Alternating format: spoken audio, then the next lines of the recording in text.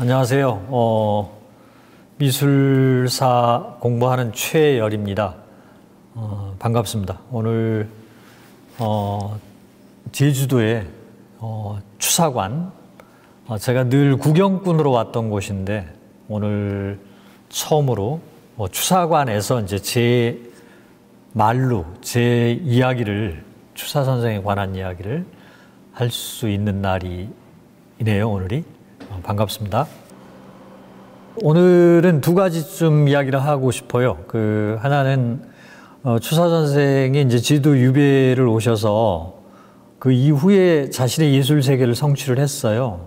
한국 미술 사상 가장 중요한 작품 세한도를 제주도에서 남기셨고, 또 그 난초 그림의 역사, 사군자의 역사에서도 예를 찾아보기 힘든 새로운 형식의, 새로운 양식의 그 난맹첩이라고 하는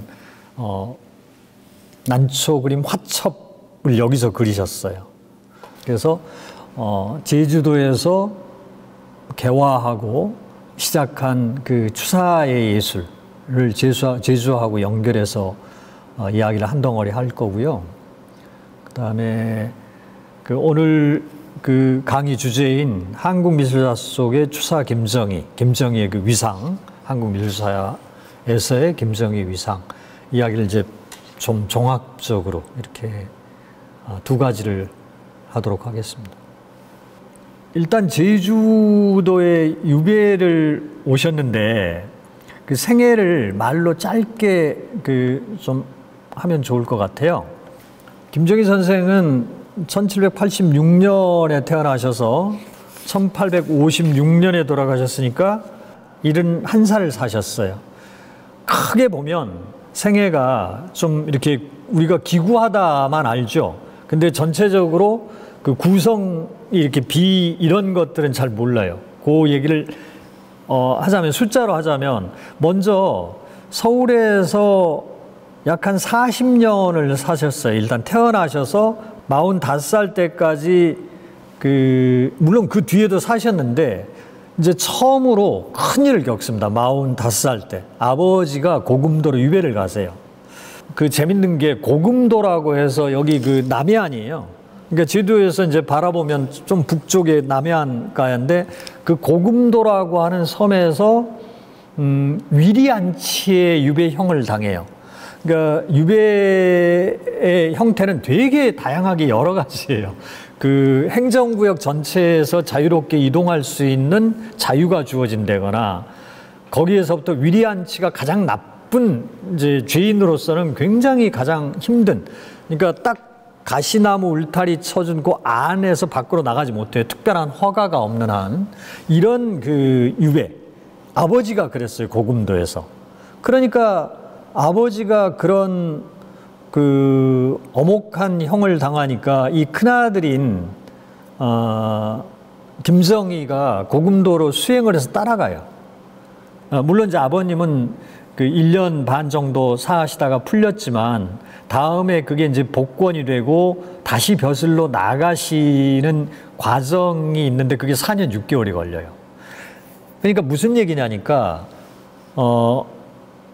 증조 할아버지의 집인 월성이궁의 주인으로서 쭉 살다가 아버지의 유배와 더불어서 그 월성이궁이 폐쇄가 되죠. 어쨌든 그렇게 세월이 흐르고 3년을 더 사시다가 55살이 됐어요. 근데 아버지가 이제 유배를 다녀오셔서 복권이 되고 자기는 벌을 안 받았어도 아버지가 그러한 형을 받았을 때는 아들도 마음대로 출사하지 않습니다. 설령 벼슬이 임명이 돼도 나아가지를 않아요. 저항하는 게 아니라 거기에 대한 자신의 성찰을 하는 기간으로서의 그런 의미가 있는 거죠. 그래서 3년 동안을 이제 그러고 있다가 또 증조 할아버지의 월성이궁을 다시 이제 회복을 해요. 그런데 그게 딱 3년입니다. 그리고 벼슬이, 마지막 벼슬이 뭐냐면은 요즘으로 말하면 이제 법무부 차관쯤 되죠. 굉장히 높은 벼슬입니다. 어쨌든 그 차관의 벼슬을 임명을 받았는데, 그리고 또 하나는 북경으로 두 번째 사신단으로 갈 수 있는 기회가 주어져요. 그런데 갑자기 그 10년 전에 어떤 묵은 사건이 터지면서 밑도 끝도 없이 범죄 행위에 연루된 걸로 무고를 당해서 다시 월성이궁이 폐쇄를 당하고 추사는 예산에 향저, 자신의 그 향저로 도망가듯이 내려갔다가 체포를 당해서 다시 이제 의금으로 끌려와서 당시에 연루됐던 3명이 매일 하루에 한 번씩 곤장을 맞고 고문을 당해요. 3명 중에 2명은 먼저 죽고, 이제 오늘 하루만 지나면 추사도 이제 다음 날 곤장에 고문을 당하고 죽기 직전이었겠죠. 근데 마침 젊은 날에 그 동문수학했던 조인영이라고 하는 자기 친구가 있어요. 당시에 그 조인영이 우의정을 하고 있었습니다. 그러니까 권력서열 3위죠. 딱 그 시점에 우의정이 나서서 이미 앞에 사람이 죄를 서로 연결해서 증명해 줄 2사람이 이미 죽었고, 이 사람은 일관되게 부인을 하고 있으니 법이라고 하는 것은 그 애매했을 때는 그 범죄 의심을 받는 사람에게 유리하게 해석해야 되는 게 법 아니겠습니까? 그래서 적절한 형벌에 이제 마무리를 하소서. 그래서 해 풀려나서 제주도로 유배를 가는 길이 죽으러 가는 게 아니라 살아서 가는 길이잖아요. 참 이런 모순된 일이죠. 그 8년 6개월의 유배 생활을 마치고 그 사이에 이제 왕이 바뀌었습니다. 바뀌었고, 그러니까 순조의 손자가 이제 헌종이 왕이 돼 있어요. 그래서 헌종이 다시 권력 구조를 재편하려고 하는 여러 노력들을 기울이는 중에 이제 그 중에 하나, 프로그램 중에 하나인데, 그래서 이제 다시 3명을 연거푸 풀어줍니다. 아무 관계 없지만. 그때 이제 추사 김정희 선생이 해배가 됐죠. 제주살이 8년 6개월을 마친 뒤 다시 서울로 못 들어갑니다. 제주도에서 유배가 풀렸어도 다시 벼슬길로 나가지 못하는 조건에서 다시 그게 회복이 안 돼요. 그래서 그 한강, 마포, 용산, 금호 이런 곳을 전전하면서 살거든요.